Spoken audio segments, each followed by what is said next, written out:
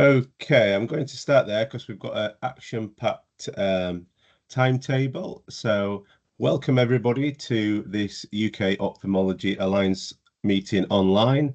My name's Robert Cooper. I'm RNIB's Director of Strategic Engagement and Implementation, and I'm also a committee member for the UK Ophthalmology Alliance. And as part of our planning, we felt it to be good to hand over one of our sessions, online sessions, to research.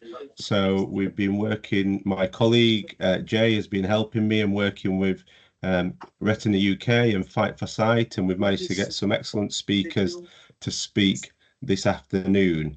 We are on a tight timetable, so Alison's going to give us a little bit of an update later on. Can I ask that people keep on mute, and if you can turn well, it's up to you, you can keep your video on, but potentially turn your video off as well, just for the speakers. We may have time for some questions, but we'll see how we get on with each of the talks depending on when they're finished. So we've got 3 speakers today. We've got Dipali, I hope I've pronounced that right, who is our National Specialty Lead for Ophthalmology at the NIHR. Then we've got Professor Musaji from University College London, and then we've got Professor Rupert Bourne, Consultant Ophthalmic Surgeon from East of England, who are going to be joining us this afternoon to give insightful talks and presentations on research that they're involved in. The agenda is just on the screen for those. So I'm going to crack on, actually. I think we need to keep moving. So I'll hand over to Dipali, who's going to give us the first presentation. Thank you. So thank you very much, Rob, and it gives me a huge pleasure to be here and to be invited to present at the UK Ophthalmology Alliance. As my title shows on the screen, I'm going to be talking about some of the recent developments within the NIHR and ophthalmology as a specialty for future research. So my first few slides are going to give you a bit of an introduction on what has been happening in the NIHR. So the first thing is the launch of the Research Delivery Network. Now, the Research Delivery Network is taking what we call the Clinical Research Network. And it has a vision, mission, and purpose. And as you can see, the top 2 purposes are delivery of high-quality research as an active partner in the research system. And more importantly, what we're looking for is building the capacity and capability of research infrastructure. So there is an acknowledgement that what we need to do is reach out to more people. We need to try and change and address the change with the changing population needs while we are delivering high quality research. And for this, it is acknowledged that we need to increase our capacity and capability, basically making ourselves more research ready for future. Next slide, please. So our vision is quite ambitious in the NIHR. We want UK to be a global leader in the delivery of high quality, not just commercial, but also non-commercial research. We want to be inclusive, accessible, and improve the health and care. And for this, we want to enable our health and care system to be able to deliver that optimal research across England. And in the bigger picture, what we really want is to improve the health and the wealth of the nation through research. Next slide, please. So many people ask me, is RDN just a different name for the CRN, which was the Clinical Research Network? And then the answer is no. And that's because there are some change statements. I think one of the things that we are really working in the NIHR is to ensure that we all work as a single organization. So whether we are from different specialities, whether we are from different settings, we want a greater consistency of experience for our customers. And customers here mean our research participants, our sponsors, life sciences industry, our research active staff. For all of them, we want the experience to be very consistent, and it doesn't matter whether you're in the north or the south of the country, your experience should be pretty much consistent. We take a collective responsibility and a joint leadership of the organization, and a lot of focus on strategic development of the research capacity and capability, both at the national and regional level. And one of the things is continuous improvement and learning and having that impact, which is basically getting our value for money. Next slide, please. So these are the 12 RDN regions which have been formed. Now, if some of you remember, there used to be 15 clinical research networks, and these have been shrunk into 12 RDN regions. And this is to map in terms of the geography of the ICB.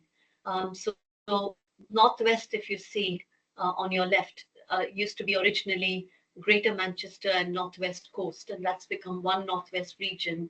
And similarly, North London used to be Thames Valley and Northwest London. So again, you can see that these regions have been formed, which are the 12 RDN regions.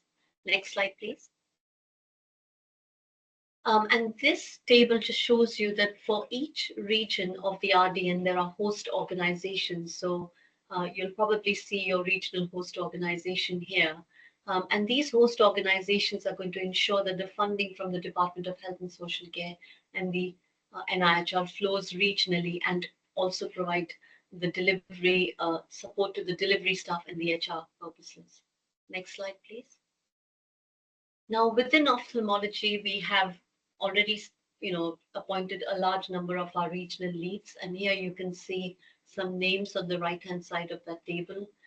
For each region, we have a regional lead. In some areas, we have co-leads. There's two areas which are in the process of appointment still, which is West Midlands and Southeast, but otherwise we have a full force. Next slide, please. So what will the RDN do in future? So there's been a bit of a move from that micromanaging of individual studies, unless there's a request for it, to more a strategic support to make sure that there's the infrastructure and the delivery staff to be able to provide research, rather than to come after you saying, why is that study not recruiting, or why is it still in red? So that shift has taken a different stance. And this is because it is more to give you the independence to, liaise with the chief investigator if you think the study at your site isn't working, or with the sponsor. So sites are now going to be supported, but they will monitor their own performance of individual studies. And obviously, the RDN will work with other parts of the NIHR to support research delivery and a range of services. Next slide, please. Now, there's a new terminology, which is settings, which is becoming a bit more commonly used. So there is, again, an awareness that we've got research specialities, but we also have settings such as the hospital setting, the community setting, the primary care setting, the residential setting. And there are now leaders appointed, not just for these specialities, but also for each of these settings. Next slide, please. Now, here you can see that these are a range of services that the Research Delivery Network will be providing to the various sites and specialities and settings. And this could range from the study support service, or you may have your key accounts and customer engagement managers helping you with, connecting with your life sciences industry or the pharma. You will get support in terms of, data and analytics. You already know there's some work that NIHR has done in terms of NCVR, which is the National Contract Value Review, which is to reduce the negotiation at a site level, but to have a more national funding model and a costing tool, which we are hoping will increase this, more studies to be attracted, because there will be less bureaucracy in the setup times. So sites will get, active quicker, which means we will be ahead of some of the other countries in terms of recruiting the patients for these trials. Next slide, please. So out of the 29 research specialities, ophthalmology is one of them. Now, some specialties, like you can see, gastro and hepatology, have been combined with each other, diabetes, metabolic, endocrine. We're fortunate as an ophthalmology, we are as a single research specialty within one of these 29 research specialities. Next slide, please. And then this is quite an important slide, because the reason I've highlighted ophthalmology in red is because you can see that there's again an acknowledgement that ophthalmology as a specialty does not just sit in acute hospitals, but it sits in the primary care. And we would all know that a significant amount of eye health is being provided by community opticians. So this then opens the way for us to do more collaborative work across settings, with primary care, looking in future at how do we deliver more trials in the community, in the primary care. So this is again something just we need to work on and will be one of the priorities for ophthalmology. Next slide, please. So let's talk a bit about ophthalmology as a specialty for future research. Now, I think it would be good to look at some of the metrics that we have so far in terms of the research, the ophthalmology portfolio. And if you look at the last 5 years, again, if you look at the graph on your left, that's a combination of both commercial and non-commercial studies. So your non-commercial are the ones which are in the darker green, and the commercial are those in the lighter green. And you can see if we break them apart into different graphs, on the right, you can see there seems to be a decline in the non-commercial study portfolio. Now, this could be that in ophthalmology as a specialty, we have chief investigators who might be, some of them retiring, and we are not probably growing more chief investigators, developing more of our academic clinicians. So this is something which we are aware of and we have to work on. From the commercial side, I think there has been, again, generally okay, but we had one good year, and that was more because of one good large commercial study. But again, it's something we need to work on, working more with sponsors to try and see how we can get more studies attracted to the UK. Next slide, please. Now, if we look at the various subspecialties within ophthalmology, you can see that the retina subspecialty, followed by glaucoma, seems to be doing the majority of the ophthalmology portfolio work. Now, this could be partly because it's a large subspecialty, and it has a growing, research pipeline. But it also tells us that what we need to be is more diverse in terms of our portfolio and ensure that other subspecialties are also getting the kind of support and encouragement, and clinicians being encouraged to do research so that we have a more widespread in terms of the variety of studies we're doing across all subspecialties. Next slide, please. Now here, this is a breakdown of some of the ophthalmology portfolio based. Now, this was a data cutoff which was taken in October 2024 before the CRN had completely transitioned into the RDN. So you can see that North Thames seems to be paving the way, and that's partly because we've got Moorfields Eye Hospital in that patch. So again, it is an acknowledgement that we need to make sure that our portfolio is more diverse in terms of sites. There was a bit of work done in terms of a lot of single site studies coming out of Moorfields, and there's definitely room for some of those studies to be opened at other sites in the country. So again, this is something we will be looking at as a specialty to make sure that there is research activity in sites which were previously not research active. Next slide, please. Now, this is quite important because one of the things that has been realized is that if you have been exposed to research as a trainee, you're more likely to engage with research as a consultant. And the Associate PI scheme, or the Associate Principal Investigator scheme, was launched by the NIHR. It's a 6-month in-work training opportunity where,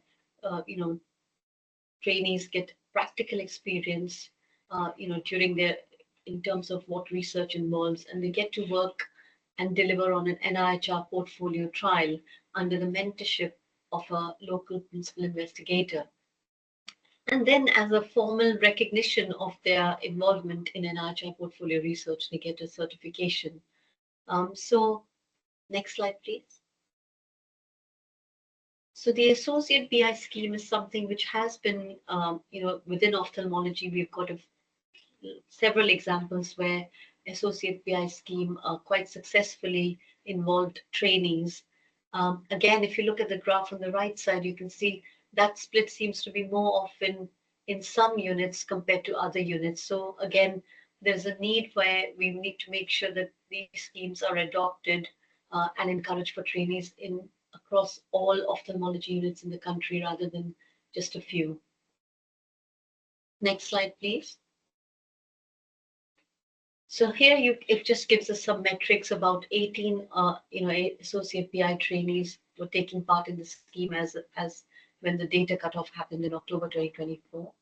Next slide, please. And here you can see that 27 successfully completed the scheme. So again, we have done quite well, but there's definitely a room for more improvement. Next slide, please. Now, this is quite an important slide, and I think I'm not sure if you can see it very clearly, but this was a SWOT or a analysis done by the NIHR to see what are the strengths of ophthalmology, what are their weaknesses, what are the opportunities, and what are the threats. And in terms of strengths, I think some of our strengths are that we work quite well with some of our stakeholders like charities. We work quite well with industry. So we have some really good connections with our stakeholders. Other great stuff is that we have a UK clinical eye research strategy, and I know Professor Bond will be talking more about it in today's meeting later. So we already have mapped out what are the unmet needs within ophthalmology. So where do we really need to concentrate our efforts in terms of research in future? We have good links with our community opticians. So we have, we had optometry champions leading some of the trials within primary care. So those are all good stuff that we've been doing. And then we have clinical study groups. But at the same time, there is an acknowledgement that we have some weaknesses as well in our system. And that is, for some reason, there's a reluctance in industry to go to new sites. So generally, those sites which are well established for research, which have an infrastructure, do really well, and that's great. But there's definitely room for some new sites to get active in research as well. And this is somewhere we will be working more on. And then the other side is, there's a common theme, and this is not just ophthalmology, but it is across all specialities of getting protected time for research. So one of the, barriers for many clinicians is the fact that they don't get protected time for research. So time constraints can, and this is more so in non-teaching hospitals where they don't have an academic culture. So again, these are some of the things that we need to address. And then demographically, like we saw in some of the metrics, that we don't have as diverse portfolio, whether it's at the level of subspecialties, whether it's at the level of regions. So again, those are some of the things that we need to be looking at. So in terms of opportunities, again, now that we've got the RDN and this whole, vision of making ourselves consistent, there's a potential for doing a lot of cross, specialty research. So working with other specialities and seeing what opportunities there are. We have a good opportunity to collaborate with industry, with our various, stakeholders, and that's quite important. And we know that as a specialty, especially the retinal and the glaucoma, rely heavily on imaging. So we have large data sets sitting in our, hardware, which could be used to do a lot of research, whether it's biomarkers, and we could again work with other specialities. Obviously, one of the threats that has been acknowledged in the past is that there's a lot of decentralization of eye care happening. So we know that more and more eye services are being provided in independent sector. But then, for example, they don't do a lot of research or no research at all. So again, that's something which is not unique again to ophthalmology, but it's unique. It's seen in some other specialities, and that's something NIHR is quite conscious of, and we will be working on that. And then again, it's about trying to do more, early phase studies, which would be important within ophthalmology.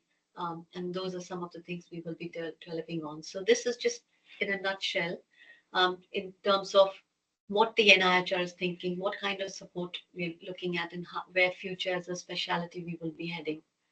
Next slide, please. So in my last slide, I'm just going to be talking about some of the research priorities. So one is obviously capacity building and research workforce expansion. The next important is business development. So we're very keen to work with life sciences industry. Like I mentioned, we want a diverse portfolio. We want research in training, API scheme. We want to resurrect the trainee research network. And more importantly, focus a lot on primary care or community setting research. And last but not least, involve patients and public at the heart of everything we do. So that's, I think, my last slide, and I would be happy to take any questions. Thank you. Thank you, Dipali. Has anybody got any questions that they'd like to ask about up and coming research or how to get more information?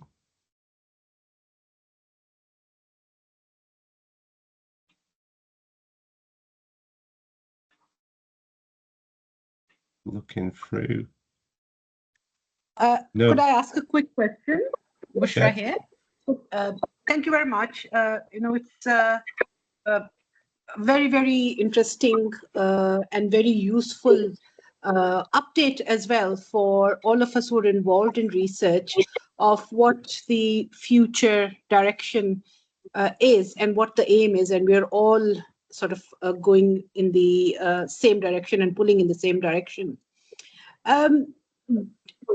Do we have some local representation as well? I'm sorry, with the local networks, we had people that we could approach. So is similar sort of structure still available? Yes, Vishra. So, the 12 RDN or regional RDN, so the regional leads. So, for example, for every region, there will be a point of contact. These regional leads are the ambassadors for your NIHR for that region. They represent your region at the national specialty group meetings.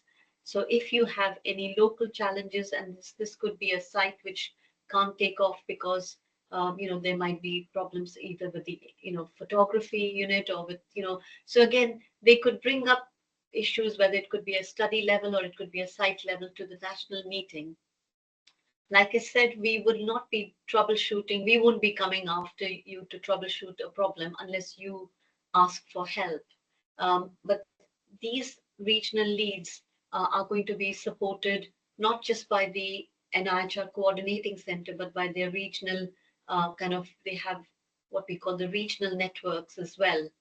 So they have an agile workforce. So if you are short-staffed and you need some extra help, there will be an agile workforce which they will be able to direction point you to. If you think your R&D departments are not working as collaborative with you or supporting you as much as you want, then they could liaise with the settings lead and make sure that happens. So yes, they will be your point of contact. Brilliant. Thank you. Maybe we could include because there was a list in the presentation, so maybe we could include that on the website as where we feature this presentation. So there will be 2 more appointments which we should be hearing any day. So I can update that and give that to you. Thank you. Any more questions before we close this session? James. Hi, I'm James Lorigan. I'm in the strategy team at Moorfields. It's a question about you mentioned kind of some strategic issues in this, and actually the fact that we aren't, even though it's kind of a high volume specialty, it's not actually a particularly large specialty, but we're not necessarily talking as one specialty and not necessarily getting kind of greater than the sum of our parts, as it were. Do you have any kind of thoughts about how we as a specialty approach that? So I think we had a actually yesterday we had our national specialty group meeting, which was the first virtual meeting with majority of the audience were there, and I think what we are hoping is that in terms of first steps, what we want to do is do something called mapping exercise in terms of understanding the infrastructure, the capabilities, the staffing levels, the equipment of each region. So each regional lead will probably be approaching and trying to get that information. We then, at the central level, will have a good understanding of, and we feel these are little steps which will connect us all together. So your point about us working as a specialty, I think you saw from some of the slides, there was a huge variation between some areas doing really well and some not doing. Now, this could be due to some local barriers, which we at the moment we don't understand. But this is where the regional leads will be working with their own region, bringing that intelligence to the center, and then based on that, we will try and see what support we can get to make sure that we may not be able to, get everything back to where we want in a day. But definitely, we can get some sites up running. We can open some studies in other sites. Now, often you have a situation where there's a study, one site is struggling to recruit, another site has loads of patients. But traditionally we used to have the big sites and other things. But now, if we have the intelligence in terms of what infrastructure we have, what capability we have, we might be in a better position to make that consistency more. Thank you, James. Paddy? Hi, thank you. That was really interesting presentation, Dipali. So I manage alongside Sheena George a very small unit at Hillington, where pre-COVID we participated in 15 studies, and we're trying to attract more studies, but it's just so challenging for us where we're competing against big units in London. So I mean, what would you advise us? So I think that's a very important, because previously what was happening was you felt a bit in a silo that you were dealing with it on your own. But now we're hoping to connect those dots and make sure that this is where whoever will be your regional lead will be your point of contact. So it is kind of part of their remit where they will try and first understand what are the barriers. Why is the industry, if you're talking about commercial research, why are they not coming to your unit? Is that because you don't have enough masked or unmasked personnel, and that's what the study design holds? So there could be a whole range of reasons. So once we have an understanding, then it might be that what we need to do is direction point the right studies to you, match you with the right studies, because what might be happening is that the nature of the portfolio is that there might be interventional, very complex studies which need a certain infrastructure, which you may not have. But there might be other studies which you might be very easily be able to do. So I think that might be something which we can look at. So there are ways by which we can definitely encourage and support you all in terms of how things can move forward. I hope that answers your question. Yes, thank you. And is there anywhere we could register? Or do we just drop your portfolio? Because we've got fully established Ophthalmic R&D Centre here. Yes. So I think what will happen in terms of next steps, Pradeep, like I said, once all the regional leads are in position, at the minute, like I said, we're too short. So they're in the process of HR and a formal appointment. But once that's in place, then they will send an email around to all the sites introducing themselves, who they are, and what information they need from you at a site level. So some understanding about, and it'll be a standard template that we're devising that will go across ophthalmology in the country. And once we have that intelligence, we will then be able to match you to the studies and make sure you have the right support. Thank you. Okay, thank you, Dipali. I'm really pleased that you've been able to join us today, because I know it was a tight window that we had for you. So thank you for sharing that insightful presentation. We are going to have to move on now, so we'll get that information and the recording up on our website. So it's now I'd like to thank Retina UK for supporting this talk today, and I think a lot of people know Professor Muzaji from Moorfield, not Moorfields actually, sorry, Moorfields and the UCL. So I'll hand over to for this next talk. Thank you. Thank you so much, Rob, and thank you to Kate from Retina UK and Jay for putting me forward. So my talk is going to be outlining the benefits of genomic ophthalmology. Now, this may be thought to be research, but actually what I'm going to talk about is what's happening on the NHS at the moment. And the work that we're doing and what you'll see through this talk is very much built on years of research, and thankful to large multinational research projects like the 100,000 Genome Project, which allows us to offer our patients state-of-the-art genetic testing as part of routine clinical care now. As Rob mentioned, I'm a clinical academic, so I'm a professor at UCL. I have a basic science research lab there, and also at the Francis Crick Institute. And I'm a consultant ophthalmologist specialising in genetic eye disease based at Moorfields Eye Hospital, and head of genetics there. But as I said, today is very much more based on what's happening in our clinics now. So next slide, please. So I'm going to just touch on genetic eye disease, the spectrum that makes it up, why it's important to undertake genetic testing, and touch on some of the new trials and treatments that are available to our patients. Next slide.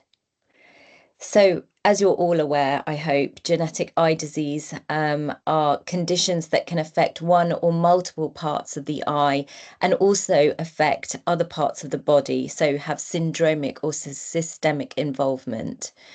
They are caused by mutations in our genome. Now, our genome consists of 3 billion nucleotides or genetic letters, and we have over 20,000 genes. And so these mutations can involve a single gene, an area outside of the gene called a non-coding region, or part of our chromosomes. And these changes can be inherited from parents, but it can also occur just in the patient when they're a ball of cells developing in the womb. But an individual who has a genetic condition can pass this down to future generations. And next slide. So there's a broad spectrum of genetic eye diseases that we see at Moorfields. I like to divide them into the kind of congenital defects and then those that occur post-pregnancy. So we have the birth eye defects, where children can be born with structural eye malformations. This includes microphthalmia, small underdeveloped eyes, anophthalmia, no eye formation at all, coloboma, clefts in the eye, childhood or congenital cataracts, primary congenital glaucoma, anterior segment dysgenesis, idiopathic infantile nystagmus and albinism. And then you've got children that are essentially born with a normally formed eye, but then go on to develop more degenerative conditions. And that can be corneal dystrophies, inherited retinal diseases. This includes Leber's congenital amaurosis, retinitis pigmentosa, macular dystrophies. Then there's the vitreoretinopathies and optic neuropathies. Next slide. So altogether, genetic eye disease is actually relatively common. It affects 1 in 1,000 people. 60% of children worldwide suffer from blindness because of genetic conditions. Inherited retinal disorders are the leading cause of certifiable blindness amongst working age adults in the UK. And there are over 500 genes that are known to contribute to these diseases. Next slide. So examples of structural eye anomalies are anophthalmia, microphthalmia, and coloboma. And these can present with both eyes affected. You can have just one eye being affected, or you can have one eye with one of the conditions and another eye affected with a different one. So, for example, one eye may have an iris coloboma, and the contralateral eye may not have formed at all, so complete anophthalmia. And you can also have mixed presentations where you have, for example, coloboma with a cataract and retinal dysplasia. 60% of patients have with bilateral cases get a genetic diagnosis. This was based on previous studies. I would say we've now actually equalized the diagnostic rates for those presenting with unilateral versus bilateral. And in a recent publication where we looked at 50 prospective patients that presented to clinic, we actually found that the diagnostic rates were more in line with 33% for those either with unilateral involvement or bilateral involvement. At the moment, there is no real treatment for these conditions. We can consider ocular prostheses and maximize any residual function, but these are conditions that happened at a moment in time around the kind of 5 to 8 weeks of pregnancy, and there is no treatment that can reverse these conditions. We need to take a multidisciplinary team approach for these children because up to 90% of these children can have syndromic involvement. Next slide. Then we have anterior segment abnormalities. So corneal dystrophies, which are usually bilateral and symmetrical, congenital childhood glaucoma, that can be quite variable. One eye or both eyes can be affected.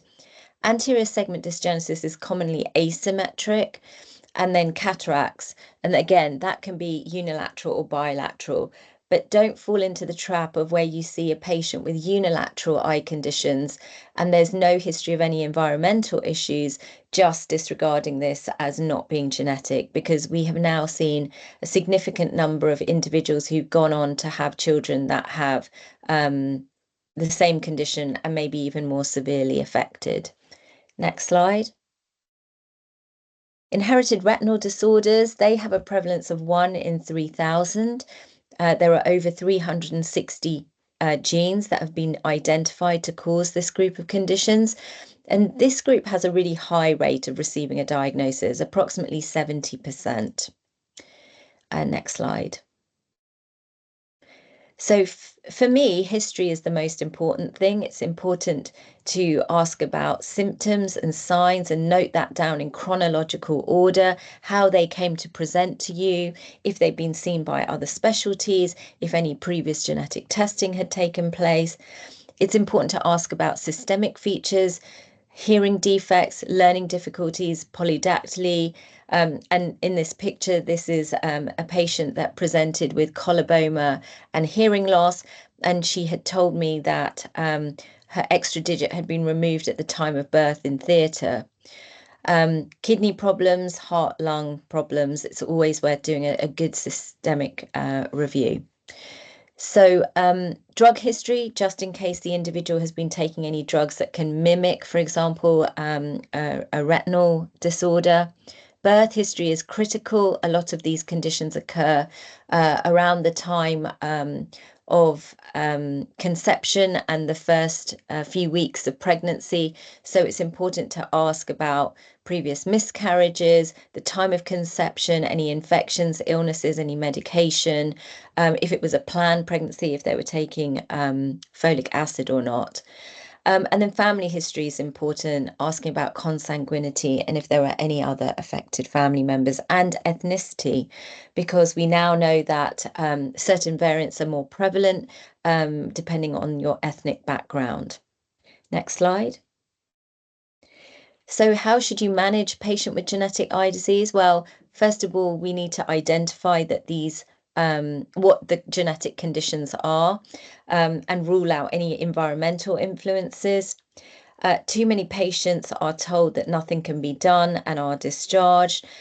Please do, if you don't have a specialist centre in your unit, refer them to your local genetics unit for specialist review and genetic testing. Next slide. So the importance, why should we be doing this? Well, patients and families want to know the cause of their condition. This will guide us as clinicians on genotype-phenotype correlations. If we gather enough information and do enough research studies looking at natural history, then when we see new patients that present with this, we can extrapolate what their course of disease may be like based on their exact genetic mutation. It helps clinicians to identify other disease associations so that we can assemble the correct multidisciplinary team so that we can reduce comorbidities. Next slide. We can provide informed genetic counselling. There are several different forms of inheritance. By knowing the gene and the way it has been transmitted means that we can provide accurate genetic counselling to parents and give further information on a couple's risk of having future affected children. Family planning advice follows on from that. On the NHS now, we can offer patients with a genetic diagnosis pre-implantation genetic diagnosis. This is a form of IVF where you take the sperm and the eggs, fertilize it in a dish, and then when it's a ball of cells, you take one of those cells, check if it's carrying the mutation, and only implant the healthy embryos back in the womb. We can also undertake non-invasive prenatal testing where you can get pregnant naturally. And then early on in pregnancy, from about 8 weeks, you can take a blood sample from the mother, extract the fetal DNA and see if it's carrying the mutation. And then the individual has the chance to decide whether they want to proceed with the pregnancy or not. Next slide. And then importantly, and keeping in theme with today's webinar, is access to treatments and advances in research. So there are now gene therapies and drug therapies available for patients with genetic conditions, and I'll highlight a couple of those in a moment. But importantly for patients, there is no treatment for these patients. These are lifelong conditions for the majority. They are desperate to access clinical trials, the ones that Dipali were talking about. They are desperate to help with natural history studies and actually follow research groups around the world so they understand what research is being done on their particular condition. And having that diagnosis really helps them with that. Next slide. So, importantly, genetic testing is now centrally funded through the NHS. Undertaking whole genome sequencing for a patient, that means sequencing all 3 billion letters and 20,000 genes, is now part of a patient's routine clinical care. This was only introduced a few years back. Prior to that, it was very much in the realm of research. But it's centrally funded, it doesn't come out of individual hospital budgets. The turnaround time presently is around 9 months, and ideally we send the patient and their parents, so that's a trio to help improve our diagnostic rates. Then whole genome sequencing has been found to improve diagnostic rates by 40%. Private testing can be done for patients, and you can get results within a month if you pursue that avenue. Next slide. So, to put things into context, written out, the human genome would stretch 9,000 kilometers. It would take a typist working 8 hours a day, half a century to type. And on that note, what I tell my patients is, if I asked a typist to type the human genome out, the 3 billion letters in size, they would introduce a number of typos. So we all have about 5 million typos each, or genetic changes that make us unique. Of that 5 million, 10,000 are potentially disease causing. Our cells try to repair genetic changes. Sometimes they can, sometimes they can't, and they introduce other mutations. But this is what I tell patients who present to clinics with genetic eye disease, because this is not something that they have done. There's no environmental influence that has caused this outcome. This is a sporadic event, or where two individuals that are carrying a change that wouldn't show a disease in the usual configuration in a carrier status, they happen to come together and pass the two bad copies to a future child. Next slide.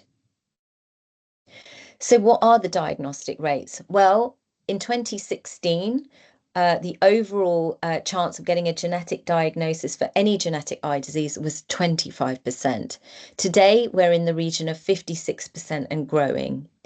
Structural eye anomalies were just 8% in 2016, but now 33%. And as I said, no difference between bilateral and unilateral disease.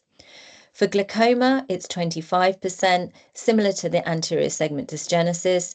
Cataracts, it's very high, up to 80%. Albinism and nystagmus around 40%, the optic neuropathy 60%, and inherited retinal diseases is 80%. And the reason that conditions like glaucoma, anterior segment dysgenesis, and even albinism and nystagmus are slightly lower is because of the lack of research investment in those fields, financial investment. Most of our efforts have always been focused on inherited retinal diseases, hence they've been so high. But that is now changing. A lot more work is going into those other conditions. The more patients we test, the higher the rates will grow. Next slide. So some real world experience. This is Leo, referred to my clinic at 18 months. From 4 months of age, he wasn't looking at his parents' face, he wasn't tracking. He started walking on time, difficulty seeing in dim light, couldn't discriminate between yellow and red toys, and loved staring at bright lights. Next slide. So nothing significant in his history. There was no consanguinity. Mother was Italian Caucasian. Father was English British Caucasian. No past medical history really of any significance. His vision was 0.9 logmar in each eye. Next slide. This was the images of the back of his eye, the best that we could get. But looking at that, nothing significant standing out to us. Next slide. So we undertook genetic testing and we identified that this patient had 2 mutations in the RPE65 gene. And so this patient could qualify for the gene therapy that is approved now on our NHS. Next slide.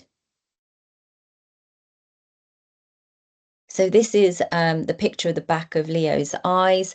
Mr. Rob Henderson from Great Ormond Street undertook this surgery where you essentially inject a viral gene therapy, a viral vector that encompasses a healthy copy of the RPE65 gene underneath the retina as a subretinal injection.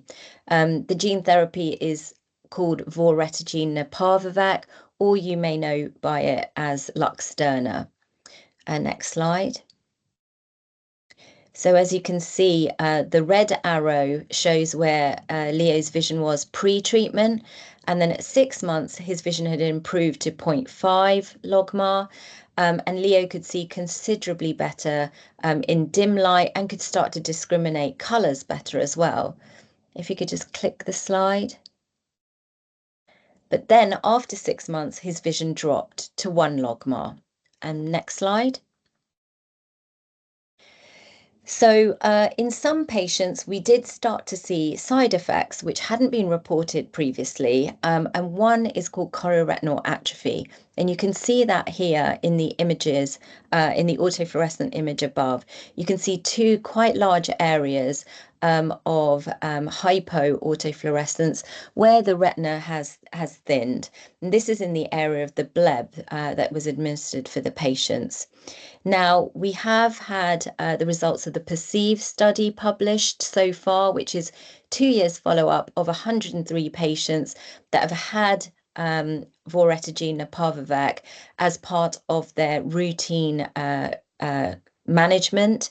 And what it's shown is that in any of the patients, there's no significant change in the best corrected visual acuity. There has been some improvement in full stimulus threshold. There 50% of patients have experienced some form of ocular treatment emergent adverse events, and close to 13% have developed this chorioretinal atrophy and lost vision.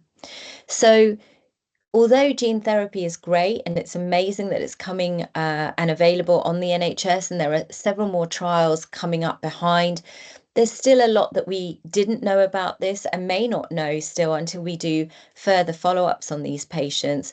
But it's just important to be aware that when you're consenting patients for this, that they need to be fully aware of the risks. And as clinicians, we need to be able to review this data and put interventions in place that make sure that we do adequate follow-ups, we consider the immunosuppressant regimens that we're providing patients, so that we can try to reduce any of these adverse effects as quickly as possible. Next slide. So knowing the gene can guide therapeutics for other conditions. We always hear a lot about inherited retinal diseases, but this is a 13-year-old Bangladeshi girl who was wearing glasses from myopia from the age of 7. She developed these blue dot cataracts that were noted at age 11. Past medical history included some mild learning difficulties, some delayed speech when she was a child, asthma. Her parents are consanguineous, no other family history. And you can see she's got microcornea, high myopia, and the cataracts. Vision was 0.7 in both eyes, normal pressure. So we undertook whole genome sequencing. Next slide. And we found that this individual had cerebrotendinous xanthomatosis.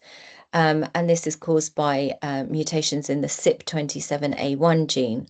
Now, for this condition, interestingly, children may have a period of childhood cholestasis, failure to thrive, some chronic diarrhea early in life, which then resolves. Later, they then present with cataracts, and that's when they present to ophthalmology. And this is our chance to undertake whole genome sequencing, where we can look for potential mutations in this gene. Later, patients go on to develop tendon xanthomas. You can see that in the picture. And then in early adulthood, they get neuropsychiatric disturbances with increased muscle tone, ataxia, dystonia, and seizures. Now, there is a treatment for this condition, chenodeoxycholic acid, but the earlier you give this to the individual, the best chance they have to halt or reverse symptoms.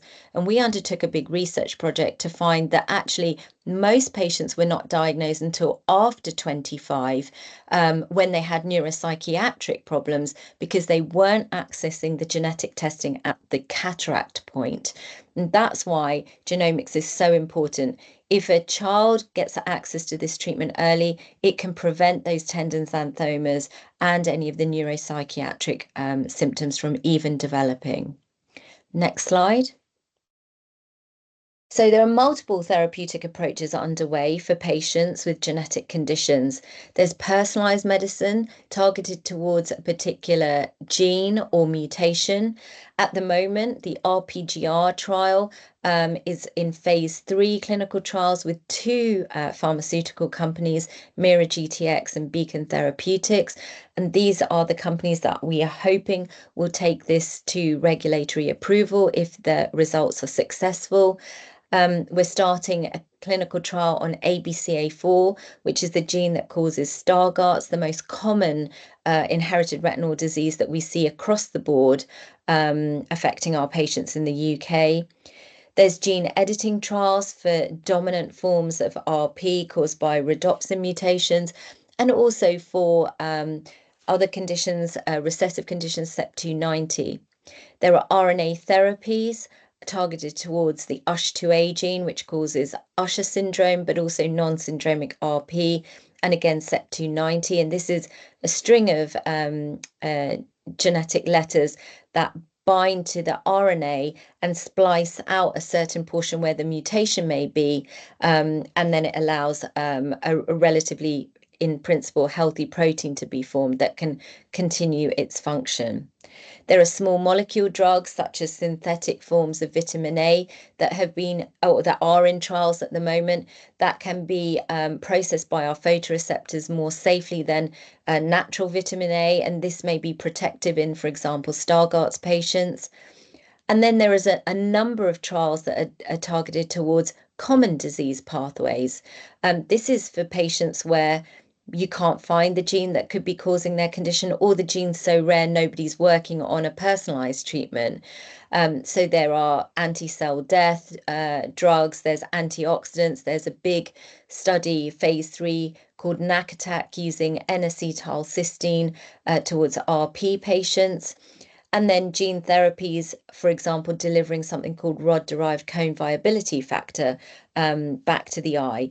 This is a factor that's released by rods to help cones uptake glucose so they can convert it to energy and work properly. And in RP, when your rods die off, you don't release this factor, so your cones starve to death. So by delivering this to the cones, they can use this to uptake glucose and hopefully prolong their lifespan. And then there are other trials looking at delivering human retinal progenitor cells into the subretinal space, so they can sit alongside the remaining photoreceptors and support them in a neuroprotective way. Next slide. So this is I'll give you a couple more minutes if that's yeah, okay. I'm finishing now. Yeah, I'm finishing. thank Don't worry. So this is just a slide just highlighting the multitude of trials that are underway. Next slide. I wanted to just leave you all with this website, gene.vision. This was sponsored by Retina UK and the NIHR. It's a resource on rare genetic eye diseases. There are pages for patients and pages for professionals.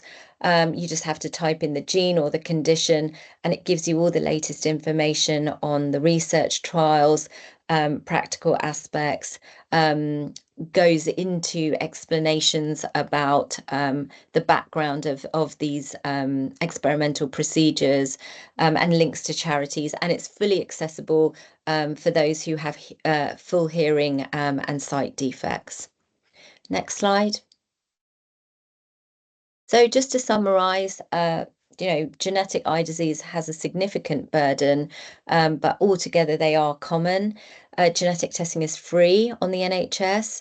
The UK is world leading in this. We're one of the very few countries that offer whole genome sequencing to patients. And in some conditions, you can see up to 80% diagnostic rates. There is an approved gene therapy on the NHS and many more trials in the pipeline. And Gene Vision should hopefully be a great resource for you and your patients. I think that's it from me. Last slide. Yes, refer your patients to your genetic services. And if you have any questions, feel free to email me. Thank you. Excellent presentation. Thank you very much. And I would also like to say that, as part of the eye care support pathway, I know we work quite closely with Retina UK to make sure that genetic testing was included in that, so that people were aware of it across the country. So yeah, excellent to see. And just thank you so much for that presentation. I'm just going to we've run out of time for questions, but I'm going to just ask Bushrish is there just to say a few words there to finish off that session. Yeah, sure. Thank you very much. And an excellent presentation. And thank you very much for joining us today. Genetics and its importance is so vital for some of these conditions, which, if diagnosed early enough, as you were saying, and treated early enough, can change the course of patient's life. And I think more and more people are becoming aware. And I hope that there are more genetic ophthalmologists with interest in genetics who can take this work forward at a local level. But having all this information is extremely helpful, and we can guide our patients with these conditions, that there is possible help and some treatment out there for them. Thank you so much. Thank you so much. Thank you. Thank you, Professor Musaji. That is excellent presentation. Very much appreciated. Thank you for your time, and thank you again to Retina UK for helping organise that presentation. So our final presentation of this afternoon is one that's been organised by Fight for Sight. So I'd like to thank Fight for Sight for helping arrange for another professor to come and talk to us, Professor Rupert Bourne, who's going to talk to us about some of his national work. So thank you, Rupert. I'll hand over to you now. Thank you very much. I hope you can hear me. Thanks to Jay and also for Fight for Sight for putting this topic forward. So I'm going to talk to you about clinical eye research in the UK. It follows on well from Dipali's excellent talk, and the work of the UK Clinical Eye Research Strategy. I'm also going to talk to you about the UK National Eye Health Study, Eye Health and Hearing Study, which is actually at a very exciting stage. The pilot work for this is about to finish at the end of next week. I'm a consultant eye surgeon based in Cambridge, but I have a significant research interest, and particularly in epidemiology of eye disease, and in addition to my work with glaucoma. So I actually preceded Dipali, and I took over from Usha Chakravarti in 2015, and then did a 9-year stint as the National Specialty Lead. And one of the things we tried to do from early stage was try and demystify the research networks, introducing a bluffer's guide to the NIHR, the portfolio, and the ophthalmology specialty group. And things have really moved on. And the three key people, Mike Beresford, Vanessa Posty, and of course Farouk Ganshi, who many of you will know, were very involved in this process. And the point of the work was really to try and encourage research. To try and encourage research to be as accessible as possible, and accessible not just to consultants, but also to non-consultant groups such as allied health professionals. Next slide, please.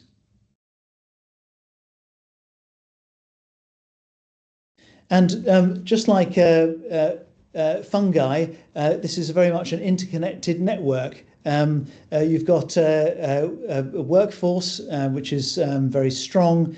There's lots of new research delivery opportunities and strategic approaches, and also a lot of charitable and patient support that goes on in our specialty, which is really quite unusual. We very much sort of punch above our weight, but also, and interestingly, also a lot of industry connectedness as well.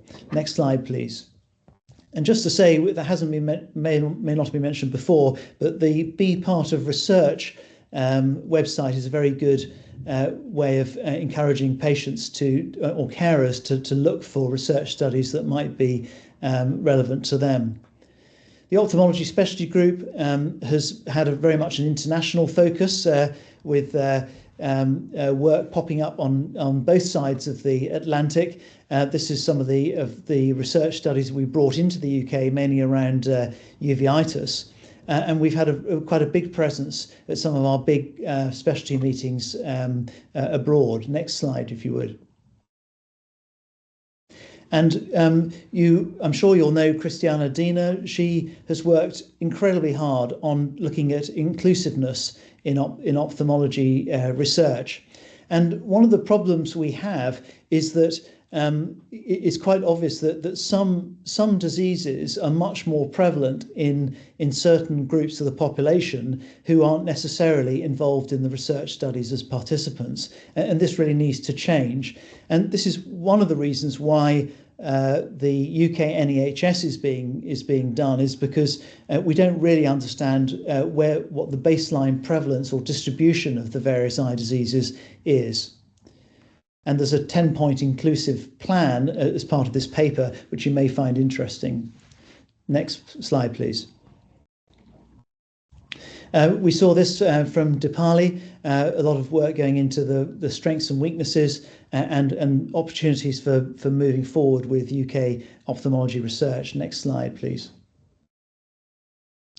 But the big issue we noticed that a few years ago was that really we didn't have a good clinical eye research strategy for the UK. And I'm going to just explain why we felt there was a need for this, and the first 5 years to tell you what we've done and how we might take a bit more control of our clinical research destiny, and explain this in a bit more detail. Next slide, if you would. If you look at the overall burden of vision loss across the world, this is data that the Vision Loss Expert Group has put together, which I coordinate. We've done for the last 14 years. This data shows that if you combine vision loss, DALYs, disability adjusted life years, with those of hearing loss, sensory loss actually is higher ranked than diabetes even. This is a really important advocacy statement for doing more work to address vision loss, more work to do with ophthalmology research, but also to address James's point, to look outside ophthalmology at, for example, hearing, opportunities to collaborate with other groups. As you can see, this has an important proportion, a very high proportion of the overall disability adjusted life years worldwide in the older population. Next slide, if you would. And this graph really took me by surprise. So this shows you the percentage of total health technology assessment. This is an NIHR program of research spending, and comparing this with the DALY's disability adjusted life years for the UK. And with this arrow, the red arrow, I've shown here that in fact for eyes, the commissioned spend is non-existent. And there's actually more in the way of researcher-led spend for eye research. This is looking at this particular program, and this is quite wrong, really, for the number of DALYs that are associated with eye diseases. And you can see it's quite different to a lot of other specialties who are much more successful at getting commissioned spend from big research agencies such as the NIHR in relation to their disability adjusted life years. You have to be slightly careful about DALYs for the UK, as of course we don't have any prevalence data, but this gave a very clear indication that we're very much under-punching in terms of funding from NIHR and other grant agencies for our area. Next slide, please. And in 2019, we decided to try and change that. So we created clinical study groups in ophthalmology for the first time, and we tried to start research pipelines by subspecialty. And by doing that, also bring in industry and trainees and try and improve the situation with research funding. Next slide, if you would. And that's what we said we'd do, which is trying to increase the number and diversity of recruits and get these clinical study groups up to speed. Next slide. This was funded by Moorfields Eye Charity, the Macular Society, and Fight for Sight. And I took a lot of interest really from Neil Bresler, who'd done the DRCR, the Diabetic Retinopathy Clinical Research Network in the US, and there were lots of areas of that where they created very successful pipelines of studies that we felt we could do over in the UK. So it's using examples of that to create these clinical study groups, which we now have, next slide, for our research strategy. So we have cornea, refractive error and lens, glaucoma, pediatric ophthalmology, retina, uveitis, and neuro-ophthalmology. And each of these is led by a funded clinical study group chair. And the whole process is administered by Manjot Dag, our UKCRS research manager. Next slide, please. And we're very grateful for the work of those CSG chairs, and it's really important that this work that we've done is sustained, and that also we now use these clinical study groups to pivot towards pipelines and also bringing industry in. Next slide, please. The James Lind Alliance is the first thing I wanted to talk to you about in relation to what these clinical study groups have done. And as you know, in 2013, Fight for Sight funded the James Lind Alliance priority setting partnership, whereby priorities for research were set. Next slide, please. And as a result of this work with the UKCRS, we've refreshed those research priorities. We had an online survey of over 2,000 respondents, and they looked at research questions which were posed by those clinical study groups. Next slide. And this was quite well distributed across patients, carers, and health professionals. And each of these respondents, for retina here, there were 600 people who responded, and they made a judgment as to whether they thought the research question was important. And they also ranked the research question as well. So we got a feeling as to what should be prioritised over another. Next slide. And these are the most popular high priority questions. You can find these in the paper we published last year in Eye. But the key theme really for all these things was early detection, prevention and integration of care. And those are the sort of three things that really sort of brought together, that bound together these research priorities. Next slide. And so you can find those priorities. You can see here the research clinical study group chairs who were involved in this, and we're indebted to them for their work on this. Next slide, please. So what would you do after that? Well, the next question is to try and get these research questions that have been prioritised up in front of the big funding bodies. And so we've done that through the clinical study groups pulling together what are called PICOs. So it's basically the working up a research question to propose a particular design of study that would answer that research question. And so that's been done, and the NIHR are now considering these as to whether we should have a themed call or a topic specific call or a specific call relating to those questions. And so that's actively ongoing at the moment. And the intention, of course, is to change things and get more in the way of commission calls to answer ophthalmology research questions. Next slide, please. And you can see these are the types of calls that occur, and we're looking into this at the moment, but with good progress in that those PICOs have now been proposed and put forward. Next slide. So we hope to lift up the quantity of research funding for ophthalmology as a result of this. And of course, also this plays into the other issue we have at the moment, which is trying to also improve commercial research studies, and that will be the next part of the work, which is to try and get industry more involved in the pipeline of each of these clinical study groups, as was highlighted by the difficult situation we find ourselves in, as was highlighted by the O'Shaughnessy report quite recently. Next slide. And so, yeah, just in summary, really, of the first part of the talk, we've refreshed the research priorities. We really want to turn around this underinvestment in ophthalmology research in the UK through the work of the clinical eye research strategy.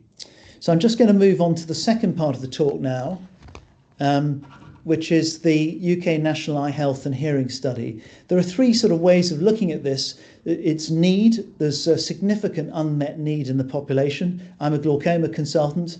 Almost a quarter of the patients I see for the first time with glaucoma have moderate to advanced disease. And so if we had a better preventive strategy, we might have picked up those individuals earlier. So prevention and awareness are all important. And also, I think these fit quite neatly into the government's current strategy. Next slide, please. This is, I was talking on behalf of the WHO at a UN meeting a few years ago about the population-based data that we have across the world in which to create estimates of vision loss. And unfortunately, in the UK, to my embarrassment, and embarrassment over the last 14 years of doing this, is that we have no nationally representative data on the prevalence and causes of vision impairment in the UK. It's quite different to some other high-income countries like Australia and the US, who do have that data, and also a lot of lower middle-income countries for which we've done population-based studies in the past. Next slide. So there's definitely a need for this information, and sensory health, rather than just concentrating on eyes alone, is really important. So self-reported vision impairment, this is from the Eurostat data that we analysed a few years ago, is strongly associated with depression, social isolation, 2 times increased risk. If you have dual sensory impairment, i.e. vision and hearing impairment, that's 3 times the increased risk of depression and social isolation. So there's a clear need to really understand this from a national level. And you might say to me, well, we know there are over 2 million people in the UK living with sight loss. That's what the RNIB says. Well, that's an important statement, and it's important to have these sorts of statements, but it's also important to understand what's going on behind that. And in fact, the evidence for that is really very, very weak. It's based on two studies, local studies done almost 25 years ago now, and really we need more data to understand what's going on in the current picture. So we don't have any nationally representative vision data. For hearing data we do, but it's 50 years old. It was the original MRC study. So the hearing groups are very interested in working with us, and we've worked very closely with them for the UK NIHR. Next slide, please. This is the missing part of the jigsaw. We've got information from GIRFT, from secondary care, the sort of big data from hospitals and primary care. But we don't really understand what's going on at the population level. And other countries, such as Australia, have set up national studies. They got the second one running now because they recognise how important it is. And it has huge policy outcomes as well in terms of predicting the growth of demand for eye care services. Next slide. So this is a unique national project. 25,000 people will be involved in it, involving integrated health records, a live digital platform, and really basically setting the baseline.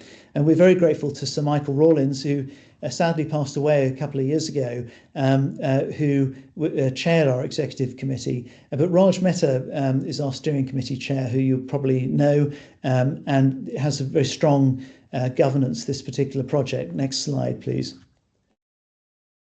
Because of COVID, population-based studies just really couldn't happen. And so there's been quite a delay in getting this up and running, but now it's very active. So we're determining the prevalence and cause of vision impairment and blindness in our UK population in the 50+ age group, the same for hearing, and getting a picture of what the coverage rate of major eye disease and hearing loss is across the population, and look for inequalities. Next slide.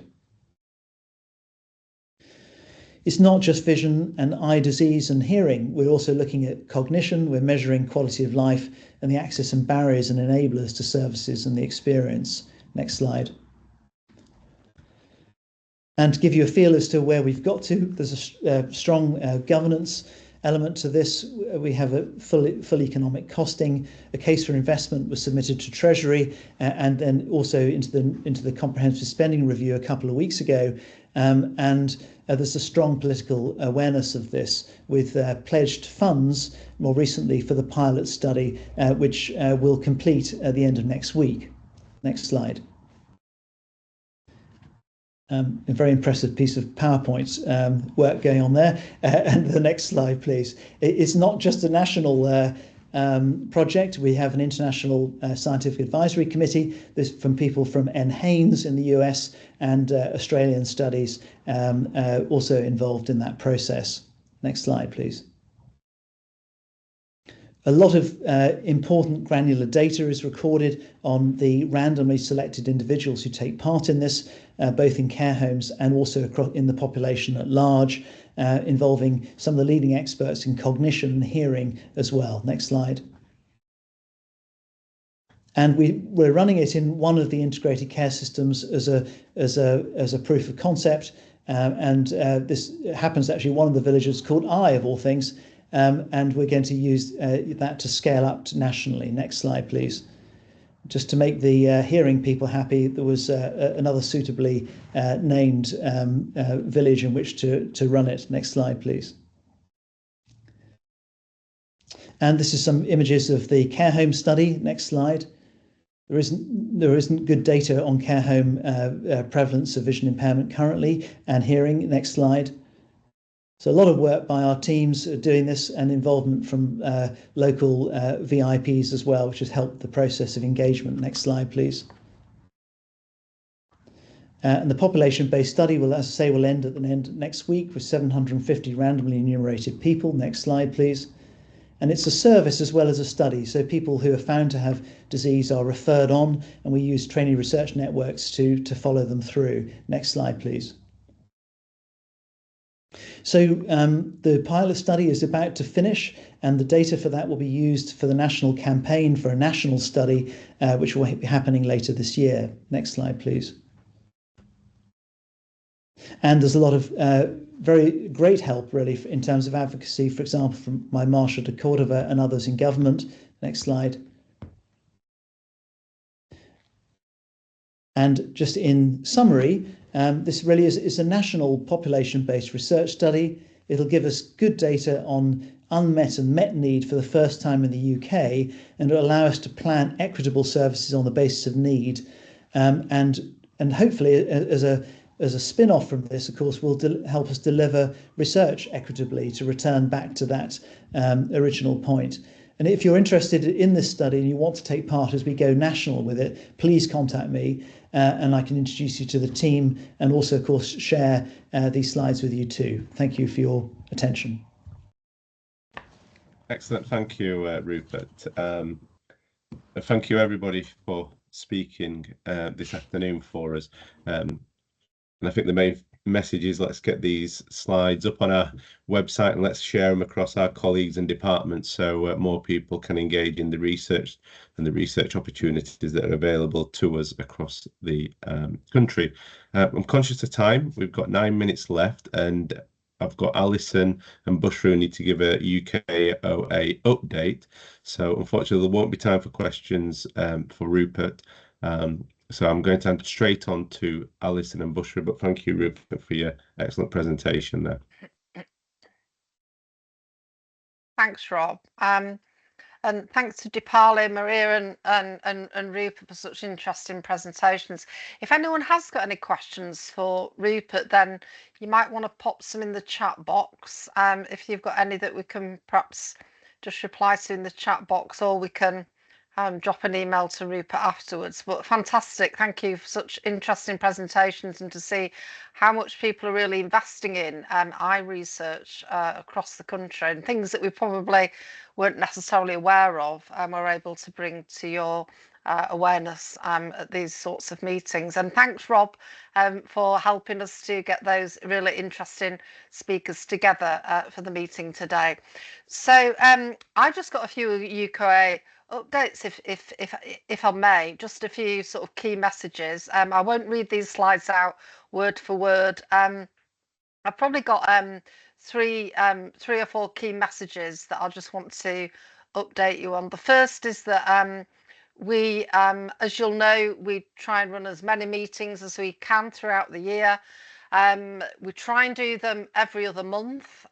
We are hoping that we can make those a little bit more frequent. So providing we can get the sort of content which is of interest to you all, then we will arrange more meetings.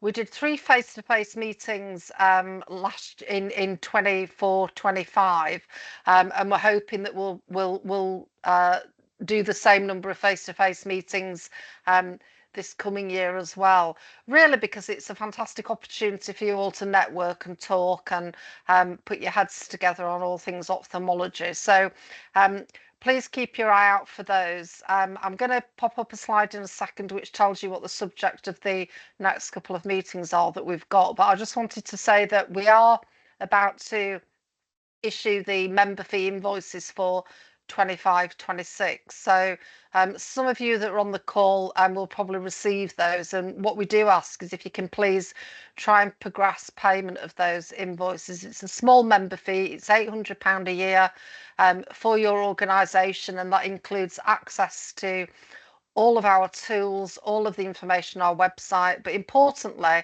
it gives your organisation as many members access to these types of meetings as we can accommodate. Obviously, virtually, that we can accommodate a lot of people. Face to face, it's sort of first come, first served to some extent, because obviously we need to limit the number of places. So please look out for those invoices coming in for 25-26, because without those contributions, then really we can't continue to provide you with interesting updates like this. Next slide, please, Jill. Okay, so we are really grateful to 3 organisations, Bayer, Roche and Heidelberg, for them to provide us with some sponsorship funding in 24-25 financial year, and we're delighted that Roche and Bayer have agreed to provide further sponsorship for 25-26 to allow us to continue the work that we're doing. So huge thanks to both of them for your continued support. We really do appreciate it. Next slide, please. This is just we do have a UKOA board just to make sure that we've got some governance in place, to make sure that the funding, we've got some transparency and governance over the funding. And also we ask our board members to help us with content for meetings, hence Rob very ably and helpfully pulling together the content for the meeting that we've just had. I'm pleased to say that we've now got 2 additional board members, so Eleanor Beckberger and Peter Thomas from Moorfields have just joined the UKOA board, and we've got our next board meeting next week. Next slide, please. Okay, so this is just give you a flavour of the sorts of topics that we have coming up at the next meeting. So we've got a meeting coming up on the 9th of May, which is a virtual meeting that Penelope on our board is running. That's to give you an overview of Charles Bonnet syndrome and some of the work that's underway around that. And then we've got another face-to-face meeting. We've moved that to Leeds this time because we have had some comments from, given we're a UK organisation, that we probably ought to sort of hold our meetings not necessarily always in London. So that meeting will take place in Leeds, and we are going to be collaborating with NHS England on the content of that meeting and giving all our members an opportunity to the shaping and delivery of the new eye care model, which you may have seen launched recently. There's a platform at the moment on NHS Futures which you can contribute to and give thoughts and ideas about how that's shaping up. But the July meeting will very much have a focus on that new eye care model and how our members can contribute to shaping that going forward. We may be having a visit from a minister at that session in Leeds on the 8th of July, but that hasn't yet been confirmed. But of course, we will let you know as soon as we hear. We then have a meeting on the 5th of September, which we have this to confirm, but we are thinking that that might be a session on bilateral cataract surgery and where that's happening a lot. There's some trusts that are doing more of it than others. So to really just share some of the good practice around those trusts that are progressing well with bilateral cataract surgery. And then we've got another virtual meeting on the 14th of November, where we're hoping that we'll be able to share the GIRFT glaucoma standards, which are just going through the final stages of approval and will be published shortly. So that'll be an opportunity to hear from Lydia Chang, who's the GIRFT clinical lead for ophthalmology and covers glaucoma, to talk you through those standards and opportunity to ask her any questions. That's as far as we've got with topics for meetings coming up this year. But as ever, you know, we are here to give you the information that's helpful to you. So if there's any thoughts or ideas that you have at all of an agenda that you would like us to pull together, which you would find helpful, then please by all means pop it in the chat box, or if you just email the usual address, and we will definitely progress that and see what we can do to help.